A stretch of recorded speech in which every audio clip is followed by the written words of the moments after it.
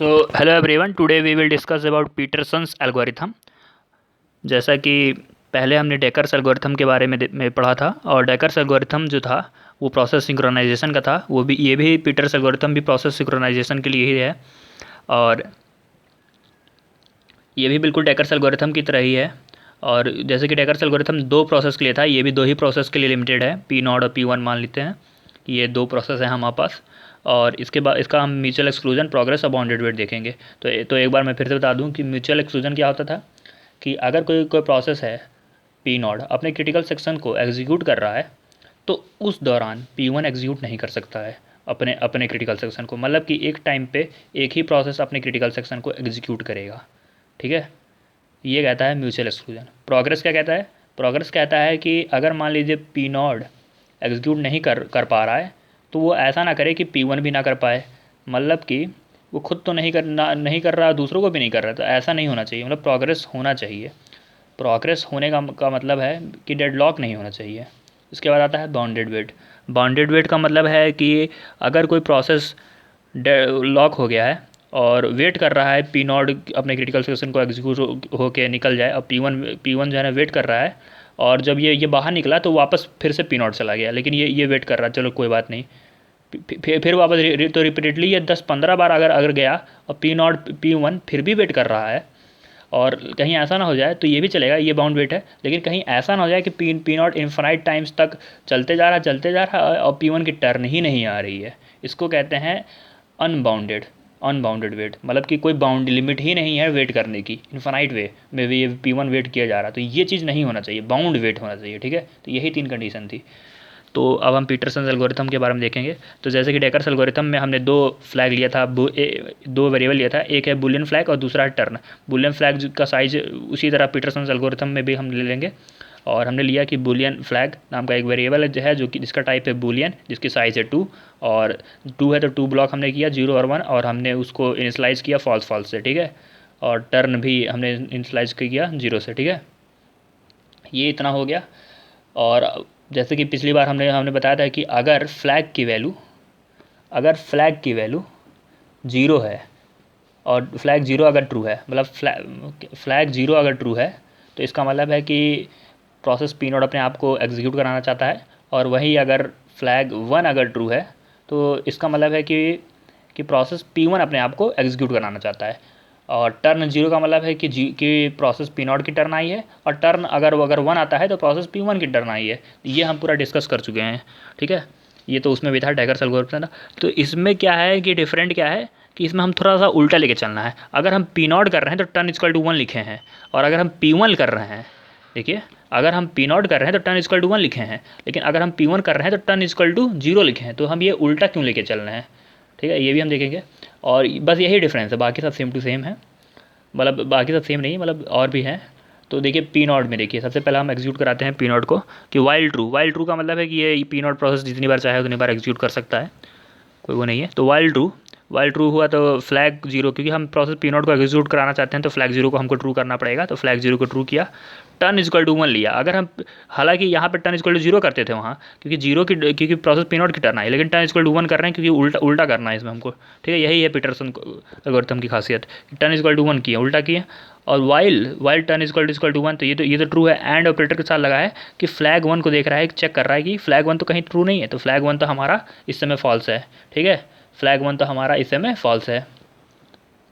ठीक है, हमने फ्लैग 0 को हमने ट्रू किया, अब फ्लैग 1 हमारा फॉल्स है, तो फ्लैग 1 तो फॉल्स है, तो ये कंडीशन ओवरऑल फॉल्स हो गई, क्योंकि फ्लैग 1 ट्रू नहीं है, क्योंकि वो फॉल्स है, ये ओवरऑल कंडीशन फॉल्स हो गई। तो वाइल के लूप में गया ही नहीं, वो बाहर निकल आया। क्रिटिकल सेक्शन एग्जीक्यूट किया, और फिर जब एग्जीक्यूट किया तो ये इतना जो पार्ट था ये एंट्री सेक्शन था, और इतना वाला पार्ट जो था ये एग्जिट सेक्शन था। तो एग्जिट सेक्शन में हमने जैसे फ्लैग 0 बराबर ट्रू किया, तो हमको वापस फ्लैग 0 को फॉल्स करना पड़ेगा, तो वापस हमने फ्लैग 0 को फॉल्स कर दिया। इसी तरह पी वन भी चलेगा बिल्कुल टोटली। ठीक है, इसी तरह पी नॉट भी चलेगा। अब हम देखते हैं म्यूचुअल एक्सक्लूजन ये फुलफ़िल कर पा रहा है या नहीं। देखिए म्यूचुअल एक्सक्लूजन क्या होता है कि अगर कोई अपने क्रिटिकल सेक्शन को प्रोसेस पी नॉट कर रहा है एग्जीक्यूट, तो पी वन नहीं करना चाहिए। तो अगर हम पी नॉट को एग्जीक्यूट कराते हैं, तो पी नॉट को लेट से पी नॉट को हम एग्जीक्यूट करा रहे हैं, ठीक है। तो अगर हम पी नॉट को एग्जीक्यूट करा रहे हैं, तो मैं यहाँ फिर से बना दे रहा हूँ कि दो ब्लॉक है हमारे पास बूलियन फ्लैग के। फ्लैग के, बुलियन टाइप का फ्लैग है और जिसका साइज़ है 2 और 0 1, ये इसका इंडेक्स नंबर है। और अभी हमने फॉल्स किया है, तो सबसे पहले मान लेते हैं कि पी नॉट चला। पी नॉट चलागा तो फ्लैग के 0 को हमको ट्रू करना पड़ेगा, क्योंकि पी नॉट चलना चाह रहा है। तो ट्रू किया हमने, ठीक है, ये हमने ट्रू किया, तो यहाँ पे ट्रू आ गया। ठीक है, जब हम यहाँ पे मतलब ट्रू आ गया, तो टर्न इजकल टू 1 किया हमने। जो टर्न की वैल्यू है वो 0 से वापस 1 आ गई, तो टर्न की वैल्यू 1 है। ठीक है, टर्न की वैल्यू 1 है, टर्न की वैल्यू 1 है और 0 की वैल्यू ये इतना हमने कर दिया। तो उसके बाद क्या आता है कि उसके बाद ये चेक किया कि फ्लैग 0 बराबर ट्रू है। ठीक है, फ्लैग टर्न बराबर 1 है, हमने 1 ये सब इनिशियलाइज कर दिया। उसके बाद चेक कर रहा है कि क्या टर्न इक्वल टू 1 है। हाँ है, ट्रू है। लेकिन क्या फ्लैग 1 भी ट्रू है? तो फ्लैग 1 तो हमारा अभी इस समय फॉल्स है ना, फ्लैग 1 तो हमारा फॉल्स है, तो फ्लैग 1 तो ट्रू नहीं है, तो फ्लैग 1 हमारा फॉल्स है। तो ये वाइल लूप के अंदर नहीं गया और क्रिटिकल सेक्शन पे पहुंच गया। वाइल लूप के अंदर नहीं गया, क्रिटिकल सेक्शन को एग्जीक्यूट करने लगा प्रोसेस पी नॉट। और मान लेते हैं कि ये अपने क्रिटिकल सेक्शन को एग्जीक्यूट कर रहा है, तो प्रीएम्प्ट हो जाता है। ठीक है, कंटेक्स्ट इसका चेंज होता है, कंटेक्स्ट स्विच होता है, तो प्रोसेस P1 एग्जीक्यूट करने लगा। तो प्रोसेस P1 में वाइल ट्रू, फ्लैग 1 ट्रू कर दिए। ठीक है, फ्लैग को 1 को हमने ट्रू कर दिया, टर्न इजकल टू 0 कर दिया, टर्न को हमने वापस 0 कर दिया, टर्न को वापस 0 कर दिया, फ्लैग 1 को हमने ट्रू कर दिया। ठीक है, तो अब देखिए क्या, अब चेक कर रहे हैं क्या टर्न इजकल टू 0 है। हाँ है। क्या फ्लैग 0 भी ट्रू है? तो फ्लैग 0 तो हमारा ट्रू है ना, फ्लैग 0 भी हमने ट्रू किया है, तो ये इन्फिनाइट लूप में जाएगा और ये वाइल लूप के अंदर इसी तरह फंसता चला जाएगा, क्योंकि यहाँ सेमी कॉलन लगा हुआ है। ठीक है, वाइल लूप के अंदर ये फंसता चला गया और फिर ये अपने क्रिटिकल सेक्शन को नहीं पहुँच पाया। ठीक है, और तो यही होता है म्यूचुअल एक्सक्लूजन की प्रोसेस पी नॉट को अगर हम क्रिटिकल सेक्शन के बाद हमने प्रीएम्प्ट किया, क्रिटिकल सेक्शन एग्जीक्यूट कर रहा था, हमने किसी तरह प्रीएम्प्ट करके देखा तो ये क्रिटिकल सेक्शन पे प्रोसेस P1 पहुंच ही नहीं पाया, क्योंकि यही तो है म्यूचुअल एक्सक्लूजन। अगर एक बार हम पी नॉट को एग्जीक्यूट करा रहे हैं, वो अपने क्रिटिकल सेक्शन को एग्जीक्यूट कर रहा है, तो बाकी कोई दूसरा प्रोसेस एग्जीक्यूट नहीं कर पाएगा अपने क्रिटिकल सेक्शन को। तो हमारा ये फॉलो कर रहा है। प्रोग्रेस देखते हैं कैसे फॉलो नहीं करता है, तो कैसे फॉलो करता है कि मान लेते हैं कि प्रोसेस अगर पी नॉट है, वो ऐसा ना हो कि प्रोसेस पी नॉट एग्जीक्यूट कर रहा है तो वो P1 को किसी तरह रोके, या फिर प्रोसेस पी नॉट अपनी मन चाहे हर बार एग्जीक्यूट कर सके। तो क्योंकि फ्लैग 0 बराबर ट्रू है, तो बार जब वो क्रिटिकल सेक्शन को एग्जीक्यूट करके आ रहा है, फ्लैग 0 बराबर फॉल्स हो जा रहा है, फिर वापस ट्रू हो रहा है, फिर वापस फॉल्स हो रहा है। तो इस हिसाब से प्रोसेस पी नॉट अपनी मन चाहे जितनी बार एग्जीक्यूट कर सकता है, और उसी तरह P1 भी एग्जीक्यूट कर सकता है। तो यहाँ प्रोग्रेस भी हो रही है। यहाँ पे प्रोग्रेस लेट से मान के चलते हैं कि यहाँ के बाद इस कंडीशन के बाद प्रीएम्प्ट हो जाता है। मान के चलते हैं कि ये हमारा फ्लैग है, ये 0 फ्लैग है, और यहाँ पे लेट से फॉल्स है। तो हमने इसको चलाया प्रोसेस पी नॉट को चलाया, तो फ्लैग 0 की वैल्यू ट्रू हो गई, फ्लैग 0 की वैल्यू हमने ट्रू कर दी। ठीक है, प्रोसेस पी नॉट को चलाया और फ्लैग 0 की वैल्यू को हमने ट्रू कर दी, और टर्न इक्वल टू 1 कर दिया, तो टर्न वेरिएबल था वो 1 हो गया अभी के लिए। अब यहीं से हमने प्रीएम्प्ट कर दिया। यहाँ से हमने अगर हम यहाँ से प्रीएम्प्ट करेंगे तो फ्लैग 1 की वैल्यू भी ट्रू होगी। ठीक है, प्रोसेस पी नॉट था, उसके बाद हमने प्रिंट किया प्रोसेस P1, अब P1 चल रहा है, तो वाइल ट्रू फ्लैग 1 की वैल्यू ट्रू, फ्लैग 1 की वैल्यू भी हमने ट्रू कर दी। ठीक है, टर्न इक्वल टू 0, टर्न को हमने वापस 0 कर दिया। तो वाइल अब ये देख रहा है क्या टर्न 0 है। हाँ है। क्या फ्लैग 0 भी ट्रू है? फ्लैग 0 ट्रू है।